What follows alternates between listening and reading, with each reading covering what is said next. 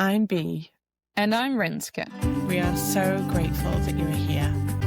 Welcome to School of Joy.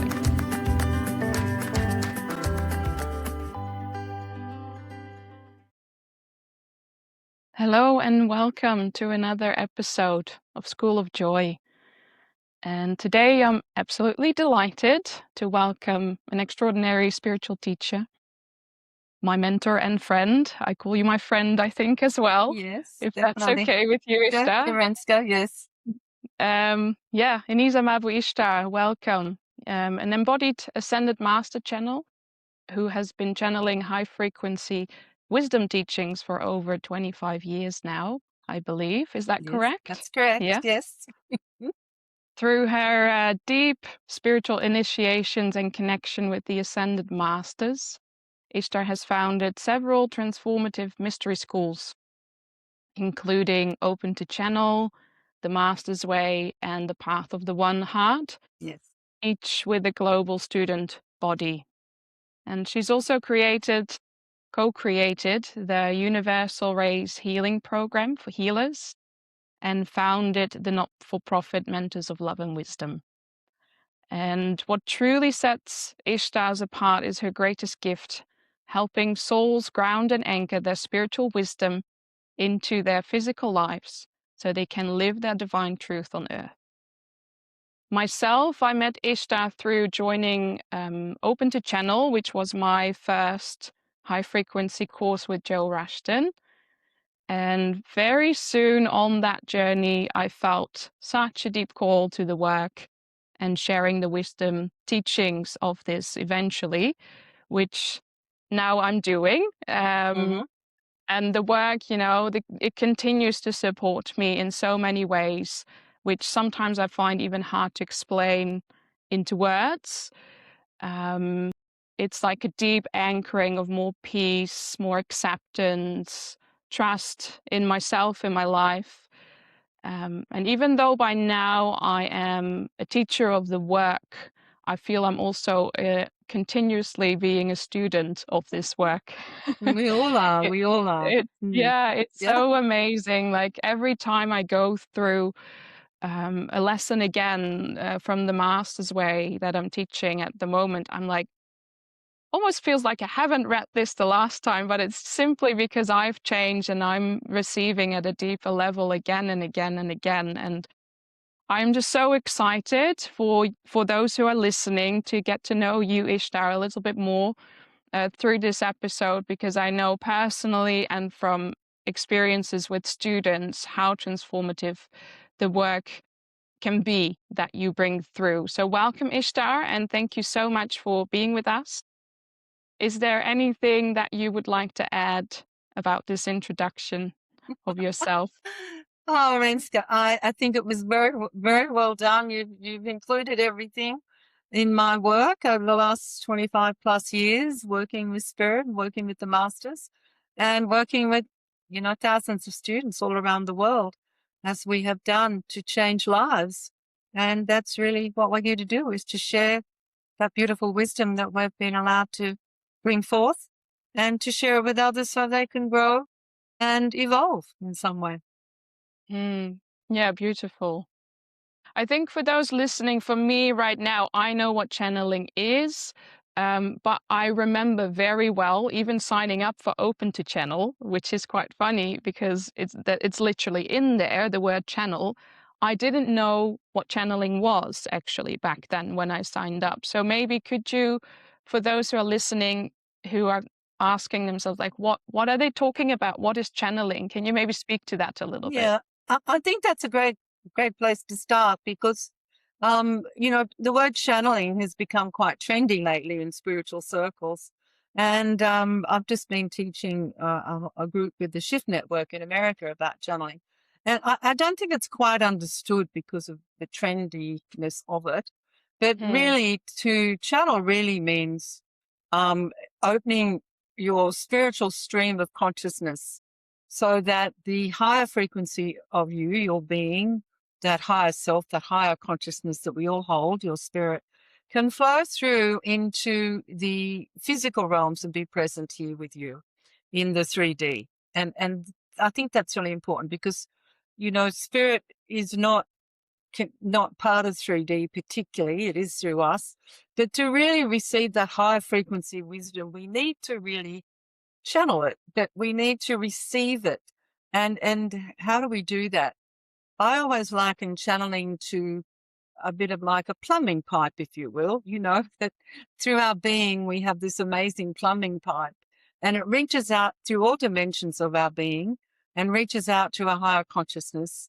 And when we open that and when we open the gateways and we say, please come in, it then flows. Spirit then begins to flow through that beautiful plumbing pipe, if you will, and comes in and it's present with us and we can allow spirit to be present. And it's the consciousness of the spirit that can be present.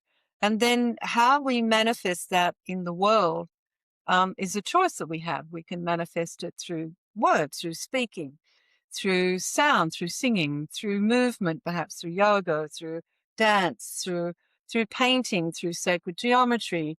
So many different ways, we can do that. And even just sitting in meditation and holding space, but allowing the frequency to fill that space, the frequency of our spirit. And really that's what channeling is about. And it's not just about somebody speaking in a funny voice from a being that's not of you.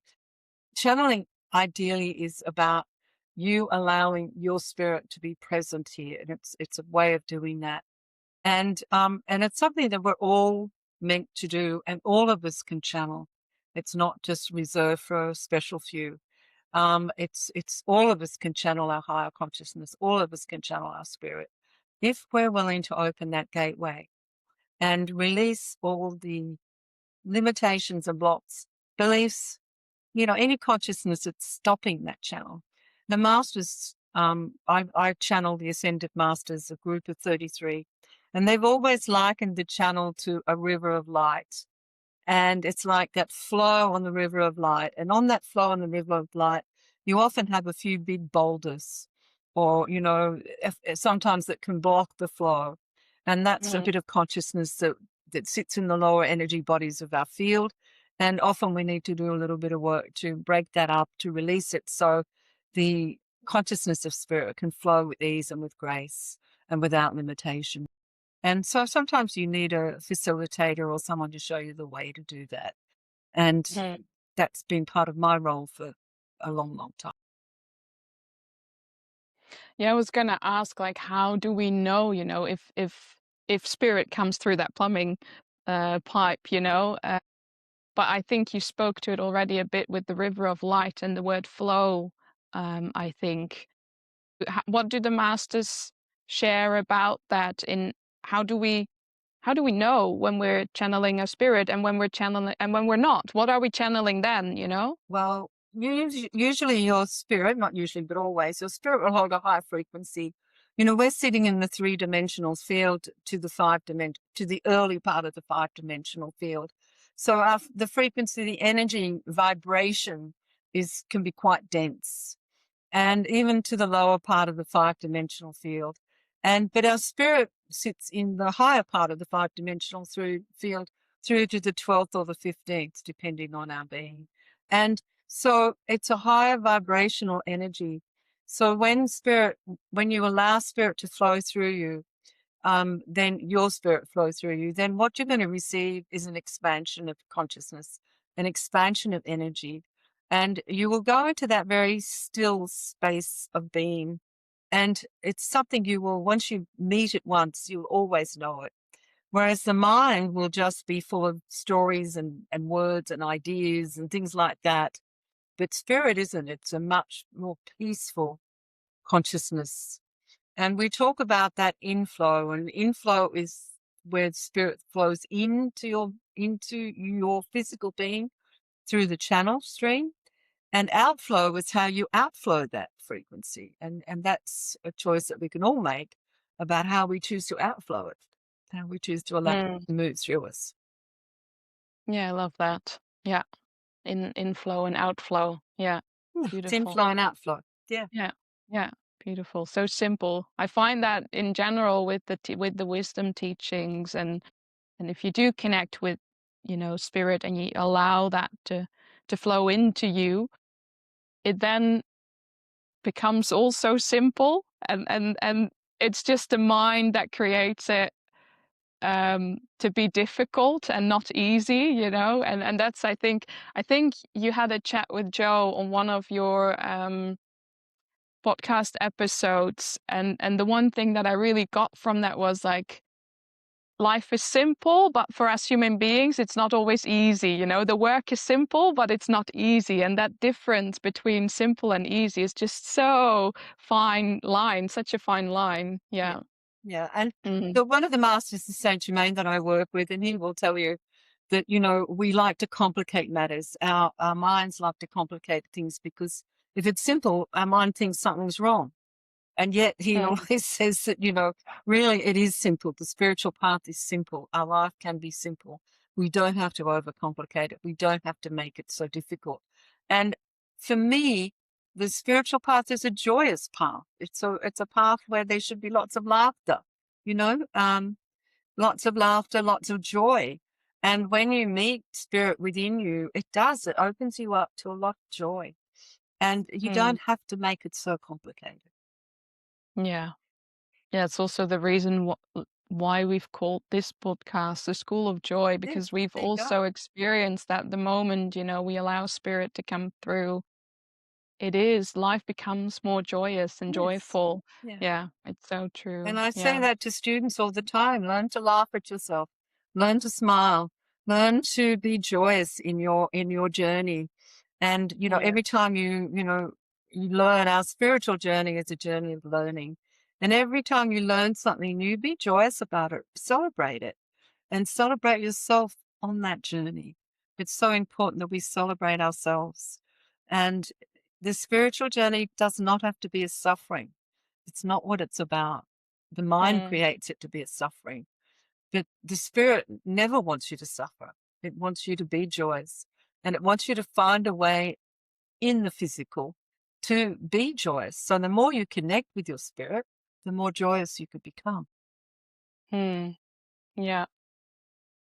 I think if we zoom out, you know, because this speaks very much about the individual and channeling through the individual. But if you look at the broader scope of things in the collective, there's also a lot of opposite of joy. You know, there's a lot of chaos, there's a lot of distraction going on. I mean, you only have to probably, I don't watch it anymore so much, but if you watch the news, you see a lot of chaos going on in the world. And it seems as though we're not learning so much. That's how I sometimes perceive it. What's your take on this, and what do the masters share about this in the bigger scheme of things? Well, I think this comes back to what we're talking about. If you just, for example, if you just considered if everyone actually chose to connect with spirit and let spirit be present on the earth, then just for a minute think of the difference that would make, you know?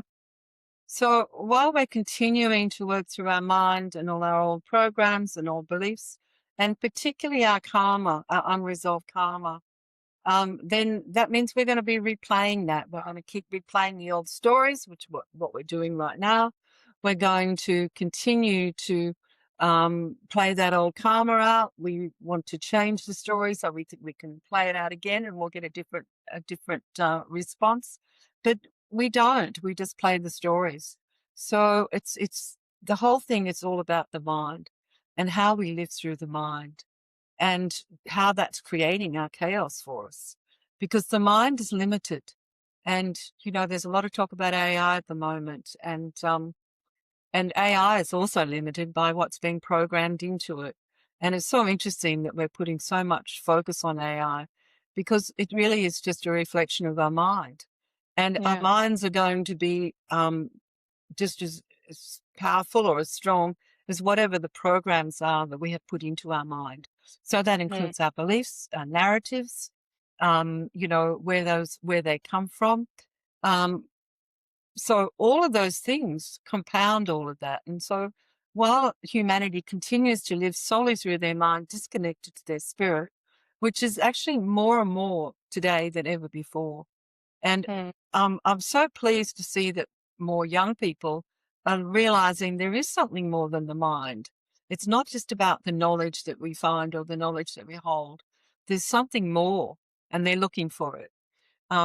You know, there's an old story about I think it's the angels or something. I'm never good with stories because I always forget them, but about the angels talking to God, you know, and where are they going to hide spirit for humans? And, you know, will Mm. we put spirit in the ocean? And he says, no, they'll dive deep into that. Will we put them on the mountaintop?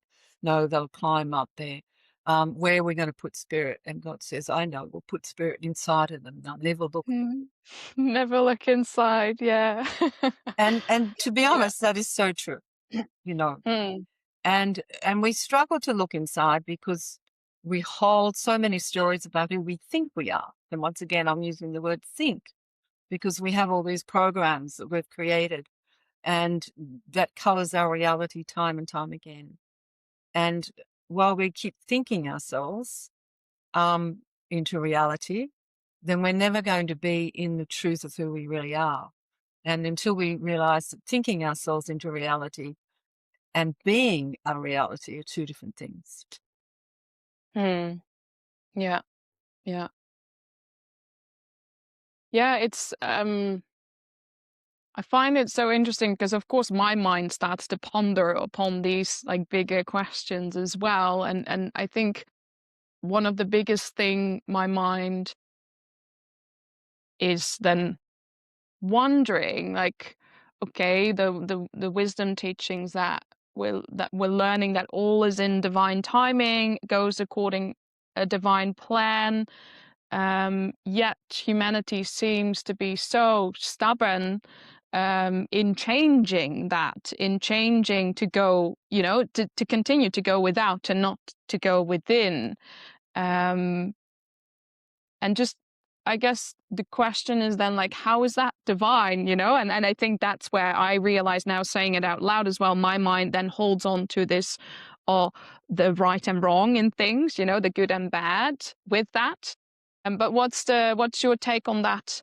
And what do the masters share about that? Well, I think, you know, the masters have always said we really need to stop putting perfection on the word divine. Divine isn't about perfection. Divine is about spirit, you know, it's about the sacred consciousness of source. And it's not like our mind, you know, there's a judgment here saying, oh, well, humanity should be somewhere.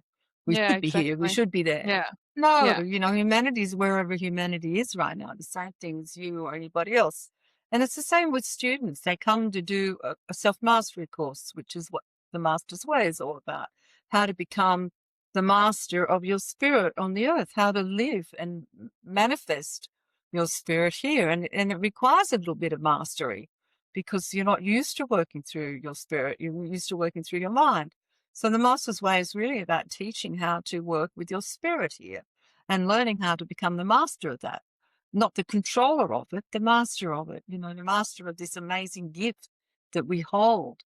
And so it's like every student, we all have our path and we will all come to whatever we need to come to in divine timing. What does that mean? When it's in accordance with where we are. You can't ask someone who's in resistance to walking the path to be at a certain place today because they're not going Is to. it not? Yeah. And there's a process to our path. Every single step is a process. And what we need to remember is that our spiritual path is, in fact, our life. Yeah. And people seem to think the spiritual path is separate to our life. And it's Mm. not. It's not. Our spiritual path is our life. It's the life we choose to live and how we choose to live it. And I can only say from my experience and my work with the masters and from watching students that when you choose to live in co-creation with your spirit, then your life will be filled with grace and ease. And Mm. yes, it will take a little moment to learn how to master that. Of course it will. You're not used to it. And so it will take time and there is a process for it. But if you follow the path and walk the steps you will find that mastery. And as you said at the very beginning, Rinska, every time you go into it, there's more to learn, Yeah. you know? Yeah. And that's the beautiful thing. The more you connect with spirit, the more you grow, the more you learn. And that will continue on for the whole of your life. It won't ever stop. If you're open to it, you're learning. You don't climb a mountain, sit at the top. That's not the spiritual path. The spiritual path is about being awakened and being open to who you are and learning from that every single day of your life and being guided by spirit to be all that you can be in this physical realm and to have the mastery of that so that you can bring your light here. And if others choose to still work through their mind and still work through what I call their old unresolved shadows, their karma and their fears and their beliefs and their programming that they have, then that's okay because that's their journey right now. You know? But I think too, I want to say that, yes, there is a lot of chaos on the earth today. But for many people, we asked for this change, didn't we? Yeah. And you're never going to get change without a little bit of chaos. You know, it doesn't happen like that. Change doesn't come without resistance. There's always going to be resistance in change. And I keep reminding students and people that we stepped into the age of Aquarius, which is a new age. And the age of Aquarius, and I've got to get it right, it's like 2,500 and something or other years or 2,700 and something years. And we are just at the opening of that. We've only just stepped into it. So we have to, crawl before we walk, before we run. And so I'm saying that to everyone just to remember that and not to get too impatient with yourselves or with anybody else. And also to remember that it's your journey. It's not, you can't control anyone else's journey. Focus on your journey and keep the focus on your journey and your connection with your spirit. And everyone else will be doing the same, or if they're not, that's their journey as well. So it's really important for you to remember that and to let go of the judgment, because as soon as you go into judgment, you create separation energy. And then if we're all creating separation energy, then it's just going to be more separation energy. And there's enough of that. We don't need to keep doing it. And if people listening, feel called and they're like, I don't want to create judgment, yet I do notice myself. I acknowledge that I am creating separation. I am creating judgment.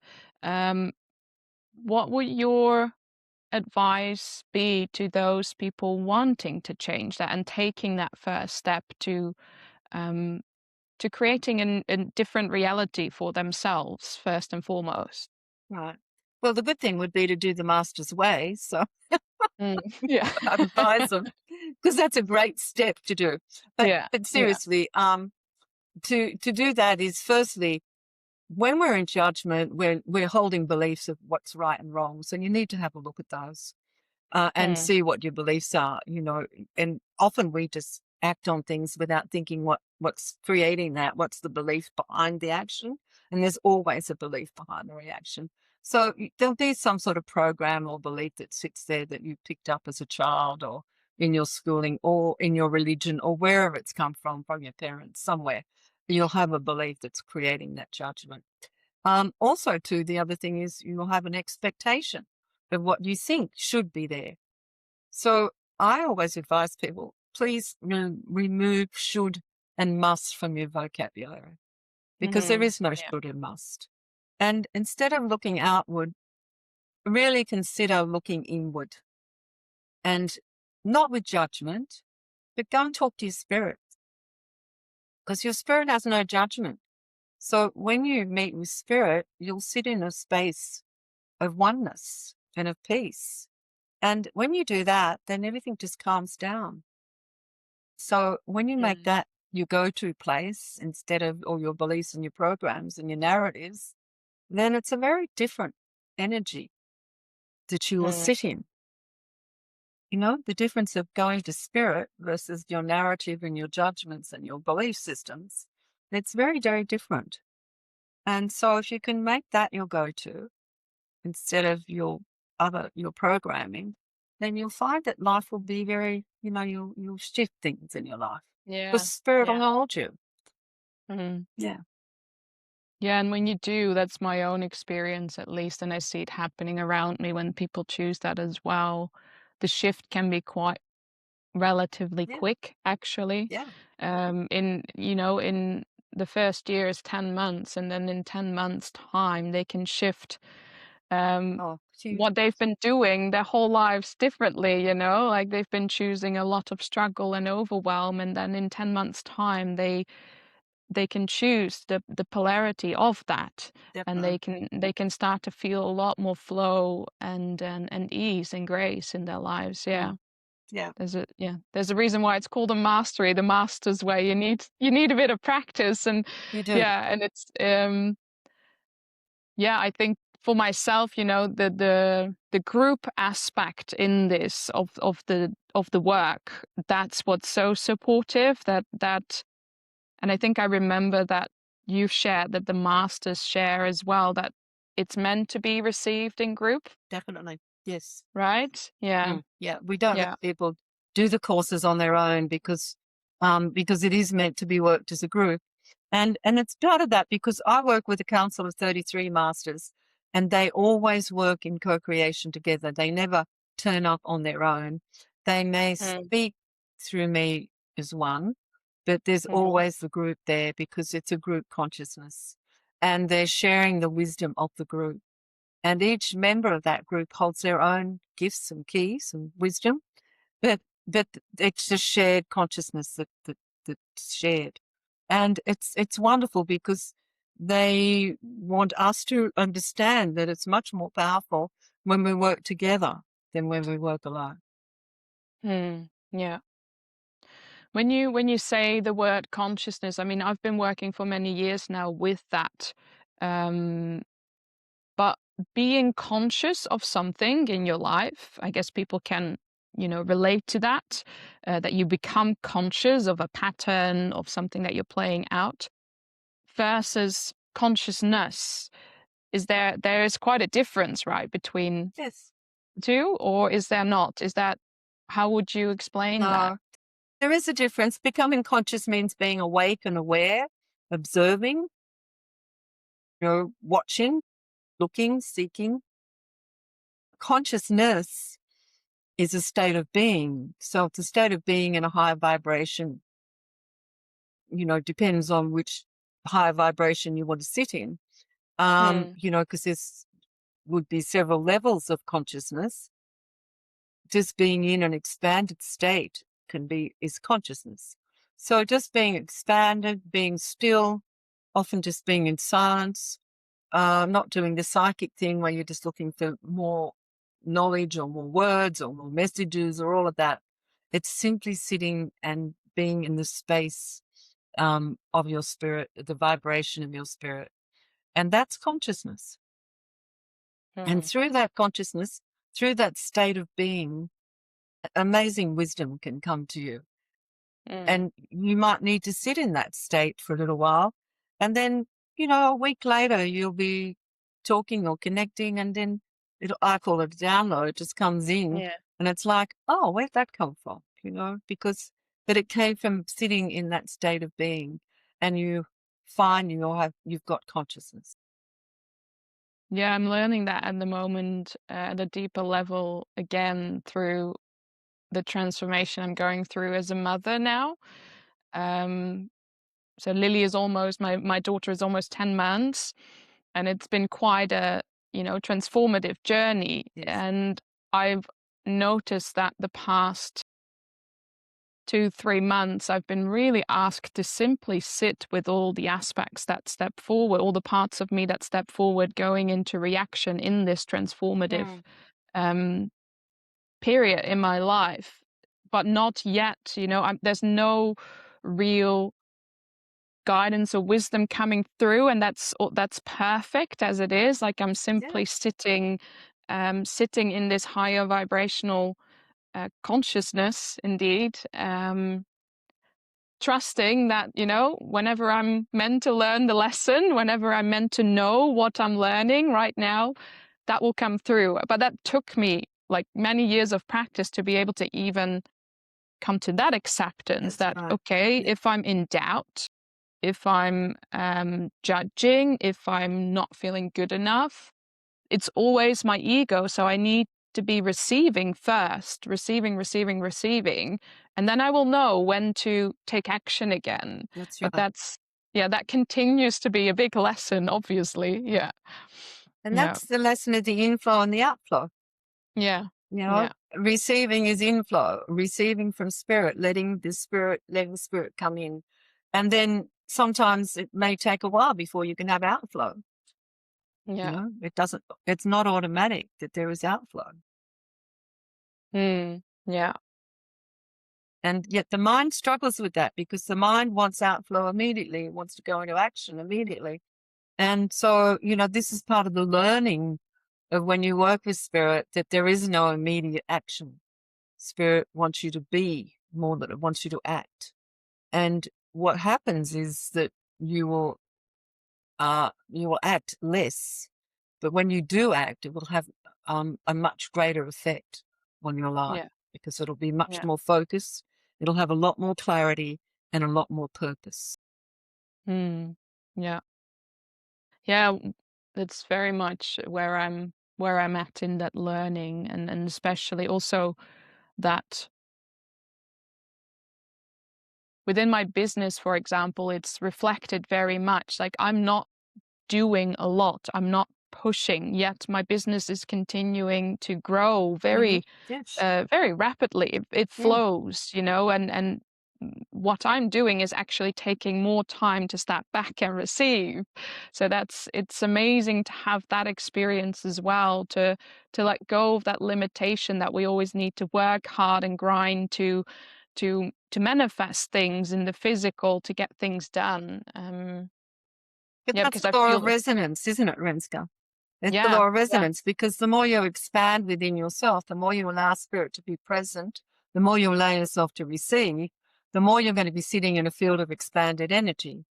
And mm, that's going to pull to you more expanded energy because that's the yeah, law of resonance. Yeah. mm, So yeah, it's no surprise that that happens. yeah, Mm. yeah. And And, I just, this is the reason I think that we have started, the podcast as well. I would just wish that for everyone, yeah, I just wish that flow in their lives, and that, especially that joy in creating, in life for everyone. And B and I always share as well, we're not here to convince anyone, to join the courses that we do, that we teach, that we follow ourselves. It's just that we share from our experience, and we just, if you feel called, then you know when to jump on. And I think that's when people do sit on the fence, whether they want to join one of the courses or not, it's the one thing I give them back is like, well, don't give me an answer right now from your mind. Just go into your heart, have some time in stillness, and then feel. If there's a pull or not, you will know. Is there anything from your side that you feel you would like to share to people listening if they are sitting on the fence? Like, hey, is this higher frequency work, this inner work, something for me? I, Most of them, I find they've been doing quite a bit of inner work already, so they might feel like, oh, that's another course. What would you say to them? look, the journey of going within and meeting yourself, and I mean meeting all parts of yourself, both the shadow and the light, is one of the most extraordinary journeys you'll ever give yourself. It really is. And I can't recommend to anybody to do it because it's why we're here. It's the journey of our life. And it really is important for us, if you really want to grow in your life, it is important for you to step into the deep end because, you can swim on the surface for a while, but eventually you will be called to dive deep. And this is what inner work is all about. And yes, sometimes it is, you need to be a little bit courageous. You need to take that step and dive deeply. And and do that. And sometimes it can be scary, and sometimes it can be fearful. And we know, for example, with the Master's Way, the first course is the path of light. Well, the path of light is about meeting your own light. It's about illuminating yourself. And in the first 3 months, that can be a bit scary because you're illuminating parts of you that perhaps you don't really want to illuminate. You don't really want to meet. But in fact, they're the parts of you that you've been hiding from probably all your life and that really need your acknowledgement, really need your attention so that they can come back to their truth and remember that they too are light. And only you can do that for them. And when you begin that journey, it's a journey of expansion and growth. And we've watched students, as Renske said earlier, we've watched students for the last 20 years do this work and just extraordinary growth. And they just, from the day they start, and sometimes the first 3 months they're in resistance, to when they complete, it's like a 360-degree turn. It's like totally different people. And they will tell you that. So if you're willing to do the work and really dive deep instead of swim on the surface, it's worthwhile because it is the gift that you give to yourself. And it is a lifetime gift. And I can't think of a better gift to give yourself than to dive deep within. Yeah, to really dive deep within. The gift to give yourself. I love that. Yeah. And with gifting that to yourself, you automatically gift to those you touch around you as well. That's the beauty of it, I find. Yeah. Look, we've seen students, they come in and they're having problems with their family or their kids or their partners or whatever else. And by the end of it, somehow or other that's gone, Had couples who were about to divorce and suddenly they've come in. And yes, we've had couples who haven't been about to divorce unless they have separated because it was important for them to do that. It was the right time. But we've had a lot of people that have had problems with children or whatever. And then, by the end of it, the whole family's settled because because they've allowed spirit to come in, their auric field has expanded and holds a lot more light. And so it affects the whole family, because they're living in the same house with that person. And it really does affect everybody. So it's such a beautiful gift. Moving forward as humanity, is there any guidance from the masters that they share about that? Like how we can move forward in our highest potential? Well, what the masters say is that whatever inner work you do for yourself, you affect the whole. When we're not separate, we're all one. And so whatever we do for ourselves, we do for the whole. So the more we choose to do our inner work and dive deep, as I said earlier, the more you're going to help humanity to expand. I think the other thing is be patient because humanity is not going to change overnight. And I think it's important for you to understand that you won't either. It's important for you to understand it's a journey. And the journey has many steps to it. And what we're seeing now in humanity, this is not the first time we're seeing this, what's going on in humanity. Maybe it won't be the last. But what we're seeing is very much we want to change. You cannot affect change until you're willing to look at the shadows. And what we're looking at right now in the heart of humanity is the shadows of humanity. Now, what I can say is you can participate and become part of the shadows, or you can look at your own shadows and bring them back to light and not dive into the shadows of being shown to us. Instead, focus on your own and work to bring those shadows back to light. Because all a shadow is light that's being distorted. And that's what we're seeing all around the world at the moment. So it's a matter of, how you participate with what's occurring. If you go into separation, if you go into judgment, then you're just adding to the problem. You're not the solution. So you need to really look at what you're doing. And the more you elevate your vibration, the more you're going to assist the whole. And so I say that to everyone, become part of the solution and not more of the problem. Don't participate in the shadow consciousness. Bring the light to it for yourself. You can't change the shadow of someone else, but you can change the shadow of yourself. And the more we do that work, the less shadows are going to be sitting in the heart of humanity. And so then the veils will lift.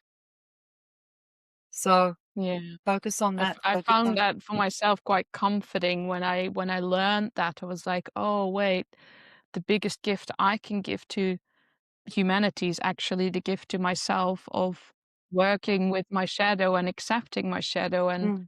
And therefore, through the law of reflection, I notice the more I accept my shadow, the less judgment I hold towards, even the I guess the bigger distortion and separation that we create in wars and child abuse and all of that. And it might sound maybe to some listening um, a bit weird, but there is within me a lot more acceptance of that we are creating this, and it doesn't mean that I like it. But there's not so much judgment and overwhelm and feeling helpless in the world, I guess, and anymore. Yeah. and I think that's the answer, feeling helpless. You're only feeling helpless when you're not making choices that are going to change your own reality. You can't change Right. the reality for others necessarily, unless it's your gift to do so and you have the power to do so. But you can change your own reality in every moment. So start there. Start there. If your reality is not serving you right now, then make different choices. How do you make those choices? Go and sit with your spirit and get guided. Don't do it through your mind. Don't do it through your negative belief systems or your programs. Do it through your connection with spirit. And things will shift if you do it that way. Seriously. And, Yeah, they do. make Yeah. changes in your own reality. And then you might have the power to make changes in others. Hmm. Yeah. Beautiful. Is there anything, Ishtar, that you feel called to share or that you feel that the masters would like to share at the Yeah. moment still? I just want to remind everyone that each one of us is a beautiful being of light. We all started out as this pure being of light. And I just want to remind you of that. And wherever there is darkness or shadow within any being, it's the result of some old trauma. It's the result of consciousness that was created through an experience of trauma. And so please honor that. Honor that within yourself and honor it within others. And if that trauma has been so severe and that shadow was so powerful, then it's totally forgotten that it originated as light originally. It didn't originate as shadow and darkness. It's been distorted to that. So remember yourself. Remember that you are this beautiful being of light. And if there is any shadow within you, any fear, any darkness within you, it comes about through your response to an old trauma. And you can change that by really bringing the light to that part of you, acknowledging it, embracing it, and just bringing it back to the light that you are. And if you sit with that, you'll remember your light because it's always there. It doesn't walk away from you. Spirit is always with you. The only thing that happens is you walk away from spirit. So remember spirit. It's there for you, waiting patiently to hold you. We'll soon take a short moment to ground and anchor together. If this conversation resonated and you'd like to go a little deeper, we'd love to welcome you into our Joy Circle, a monthly newsletter where we share extra reflections, meditations, and resources to support you. You can find us on Instagram at School of Joy Podcast, and we'd love for you to support us on our mission to spread more light and joy in the world by sharing with family and friends. You'll find all the links in the episode description. Thanks again for listening. We always finish with a bit of anchoring with the listeners as well. So we're going to leave it at this, I feel. And when you're listening and you're able to close your eyes, you're welcome to also close your eyes with us for a moment. And let us take a deep breath. Deep breath into our heart space in the middle of the chest. becoming conscious of that space. And the only thing we're asked to do is setting this intention within ourselves, making the choice to welcome and invite spirit. And then take some deep breaths. Nothing else, just breathing.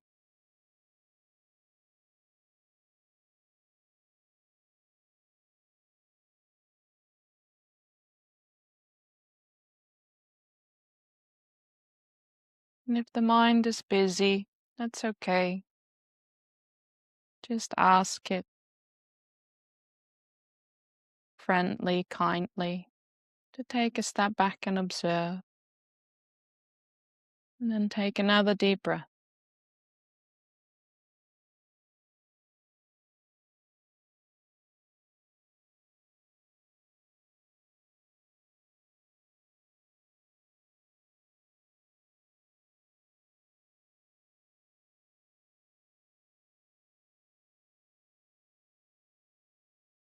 And as you breathe into your heart, let us exhale together and breathe down into the heart of Mother Earth.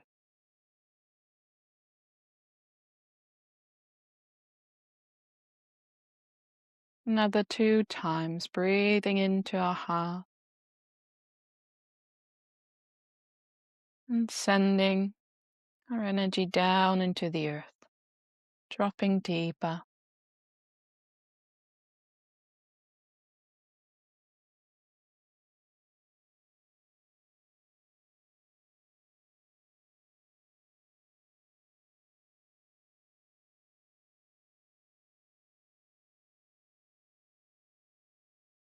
Blessed be, blessed be, blessed be.